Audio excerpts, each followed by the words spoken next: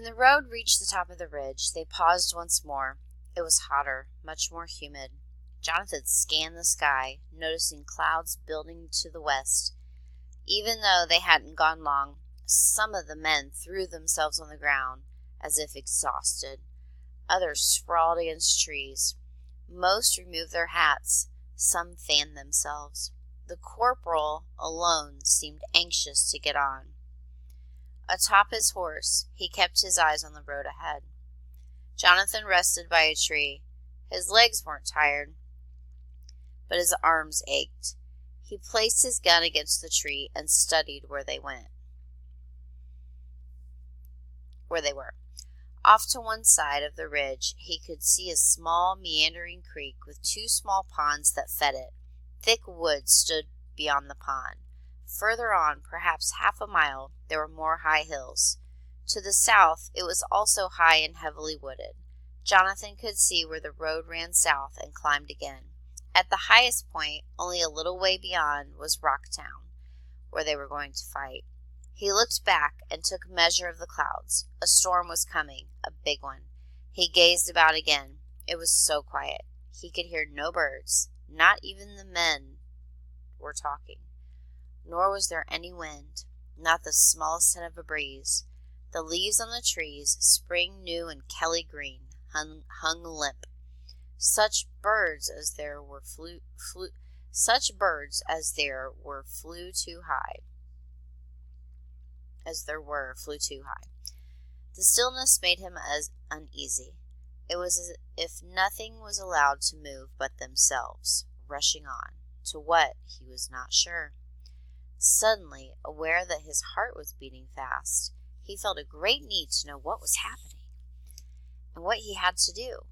But he was afraid of the kinds of questions his father's friend had asked. He didn't want to be noticed too much. They might send him home. Reluctantly, he decided he would just have to wait and learn by watching the others. 12:50. "Corporal," someone called. "Where's your Snydertown folks?" Jonathan had heard of Snydertown.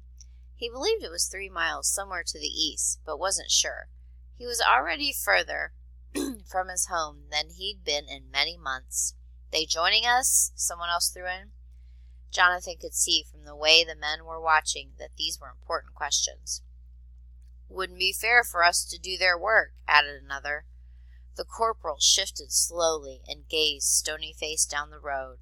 Some of the men looked knowingly at one another. "We going or not?" asked the corporal. He spoke without looking back. "You've got a reputation for being over-fond of killing," someone said. "That ever reach your ears?" That time the corporal turned. "Sir," he said evenly, "if they do come, it will be your home they burn, as well as mine." No more words were spoken. Instead, slowly, the men came to their feet. The corporal urged his horse forward. Silently, the men followed. So did Jonathan. But he saw that once again the men had grown uneasy. In the face of the man who had last spoken, he thought he recognized the same look his father had when they parted. Fear. 1 o'clock. Marching made Jonathan feel better. He started to whistle, but someone in front swiveled around and gave him an angry look. Jonathan stopped whistling. The silence pressed him once again. 1:05. After a slight dip, the road began to rise. The men moved slower. It wasn't long before Jonathan was marching in their midst. He wished they would talk, but words came very seldom. "Your wife," he heard one man ask another. "She is perhaps better?" Jonathan recognized the man. He was one of the French people who had lately come to live in the area. He spoke with an accent. "She's better," came the reply. "That is very good," the Frenchman said. The conversation ended. The only sound was shuffling of feet, an empty and hollow sound. Jonathan wondered how many such hollow steps it would take for them to reach the fighting ground. 1:30. Clustered around a water well, Rocktown consisted of 6 houses by the road. Jonathan couldn't recall if he'd been there before. It looked familiar, but then most of the houses thereabouts looked very much the same. He puzzled over the name, Rocktown. He saw no rocks. He wondered if there was a nearby quarry. He thought his father had gone there a few months ago. He tried to remember why, but couldn't. It annoyed him that he couldn't. The men stopped at the well, where a woman was drawing water. She didn't pause in her work, nor did she speak. But the band of men clearly made her uneasy. Jonathan watched her with curiosity, trying to guess her thoughts. How could she just be doing nothing when so much was about to happen? "Let's be quick about it," the corporal called. He had, as before, remained seated on his horse. The woman grew agitated under the scrutiny of the men. "Here," she finally said, as she drew the water-filled bucket up, "you can have it." It was the Frenchman who, stepping forward, touched his forehead and said, "Merci." Grasping the bucket in his hands, he drank deeply. Then he passed the bucket to the next. Most of the men drank. No one offered anything to Jonathan, and he was too shy to ask. The woman watched the bucket go around. "Where are you heading?" she asked. Jonathan was surprised by her question. He had thought that everyone would know the fighting was to come. "Enemy troops are headed this way," the corporal said. "Here?" exclaimed the woman. Her face had turned pale. "If we don't stop them." It took a minute for the woman to absorb the news. "From which way?" she asked. Her voice was small. One hand was at her throat. "Up from Pennington." With a suddenness that took them all by surprise, the woman gathered up her skirts, turned, and fled. It made the men laugh. Jonathan wasn't sure why it seemed funny, but it did. Only the corporal hadn't laughed. "It's time to go," he said. The laughter had eased the men. It was as if seeing the woman frightened made them feel better. "I won't be scared the way she was," Jonathan thought. As they got ready to move again, they kept watching the house into which the woman had fled. Sure enough, she reappeared in a few moments with 2 young children and an old man. Hurriedly, they began swinging the wooden shutters over their windows. Then they rushed back inside. The door slammed loudly. The house looked dead. The men laughed again. Without any warning, one of them raised his gun and fired it into the air. Everyone jumped. The corporal whirled, his face a crimson red. The man who had shot the gun was grinning broadly. "Darn you!" the corporal cried. "Want them to know we're here?" The grinning man looked about.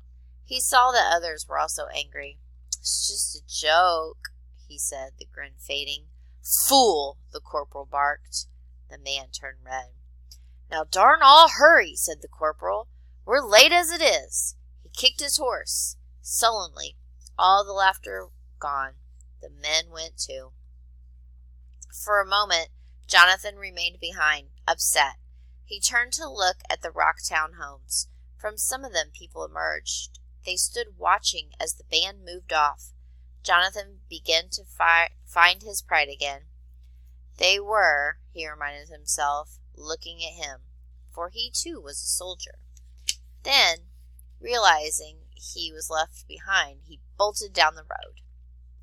Half a mile south of Rocktown, the road reached its highest point. The men moved slowly, almost reluctantly, to its crest. The corporal, impatient as ever, kept the lead.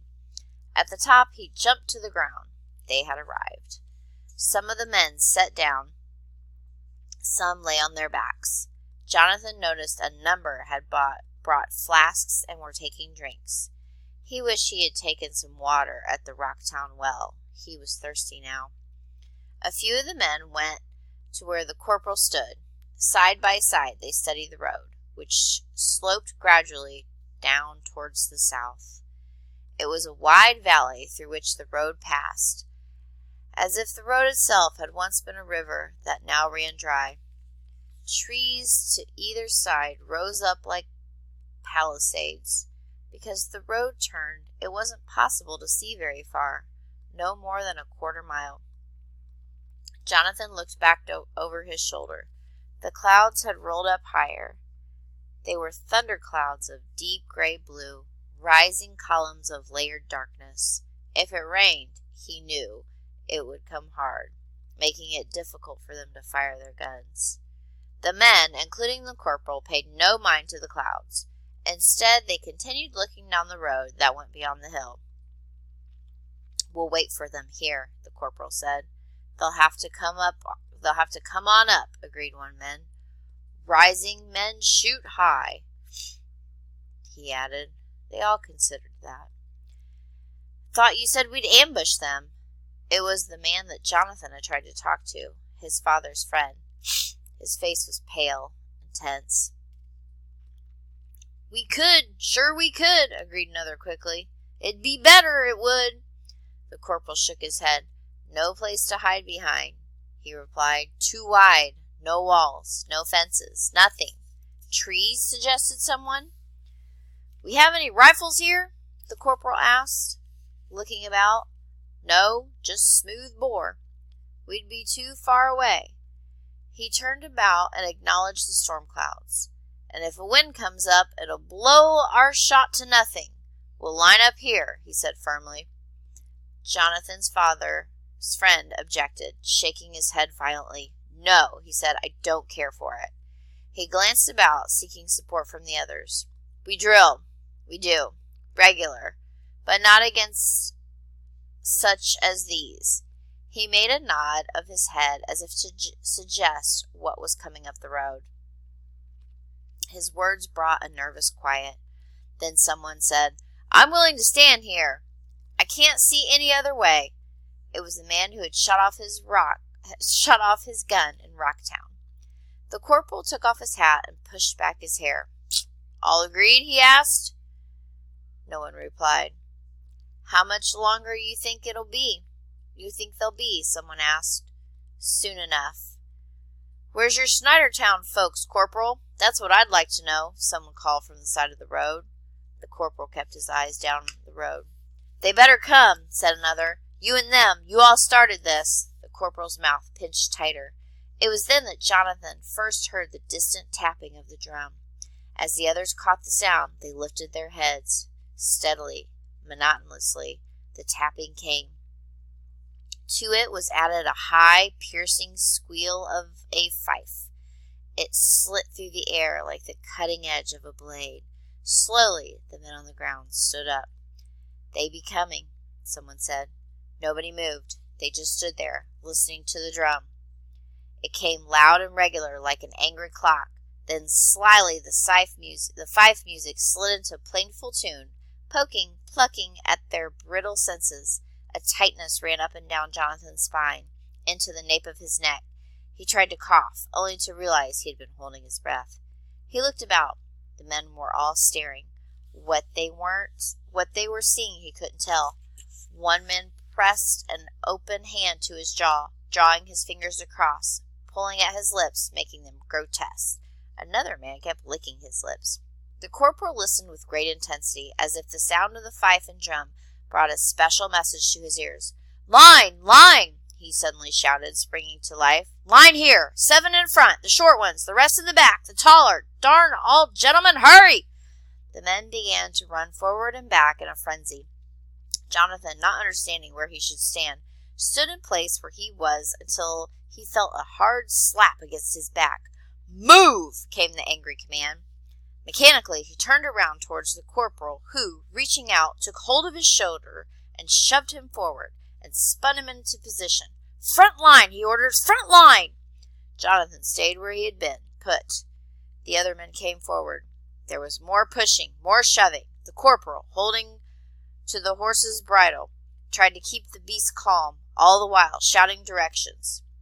"Here, here, no fool there, take your place, darn all there, no there, 2 paces back, dress your lines, dress them you fools, gentlemen, your lines." Jonathan found himself moved this way and that, one step this direction to the other. People stepped on his feet.